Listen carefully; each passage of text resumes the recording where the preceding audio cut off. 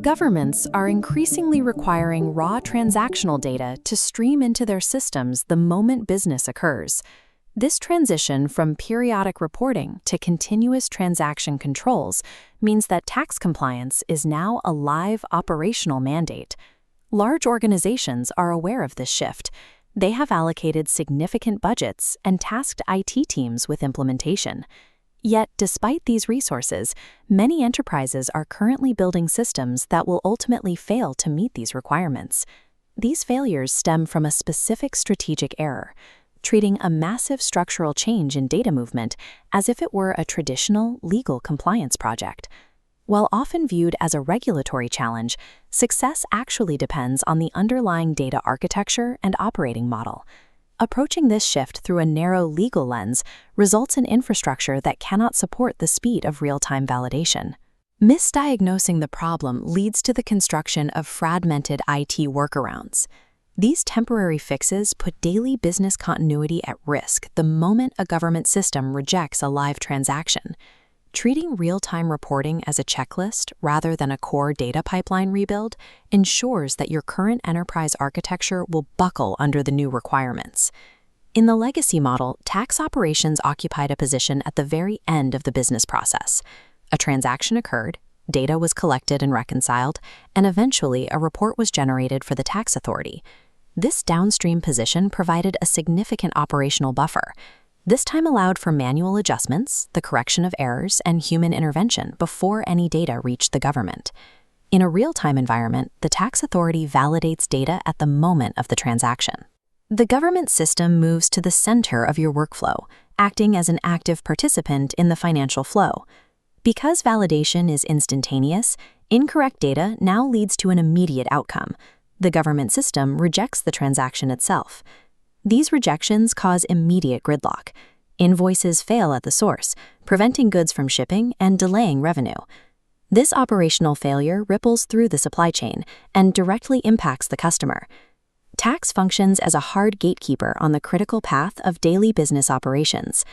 Transaction rejections are usually the symptom of three specific systemic barriers that exist within most large-scale enterprise architectures. The first barrier is a fragmented system landscape. Most large companies operate on a mix of different ERP systems, legacy platforms, and siloed billing layers that do not communicate in real time. This fragmentation prevents a consistent data flow. Organizations often respond by building country-specific integrations, which only increases the complexity and fragility of the overall network. The second barrier is dirty data. Legacy enterprise data is frequently inconsistent or incomplete because it was never designed to be validated at the source. Real-time mandates expose these long-standing data quality issues. Errors that were once hidden in month-end reports are now surfaced instantly and used to halt transactions. The third barrier is an operating model built for the past. Many organizations still rely on manual reconciliation and traditional month-end closing cycles. In a real-time world, there is no end of the month for compliance data. Reconciliation must be a continuous daily process to match the speed of the government's validation systems. A tech stack defined by fragmentation and batch processing is structurally incapable of meeting the demands of real-time validation. Sampa Automotive, which operates in over 20 countries, faced these exact barriers when attempting to scale their global operations. Sampa initially used the standard approach, addressing requirements country by country. They implemented local compliance solutions and custom integrations as each new mandate emerged. While this localized strategy works for a single jurisdiction, it creates a scalability trap. Complexity grows exponentially rather than linearly.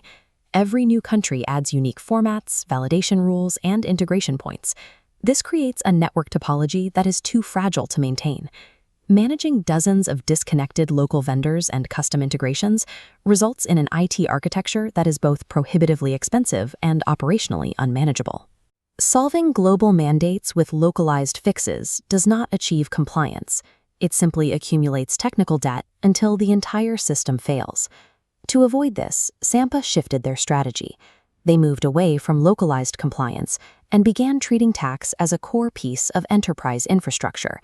They move to a model where all transactional data is generated in a standardized, machine-readable format globally, then orchestrated through one central platform. This platform acts as a universal translator. It standardizes data from various ERPs into a consistent format before it is ever sent to a tax authority. This central layer applies validation logic in real time. It serves as a master control for all financial and compliance data, ensuring accuracy before a transaction is finalized. This requires a shift in perspective.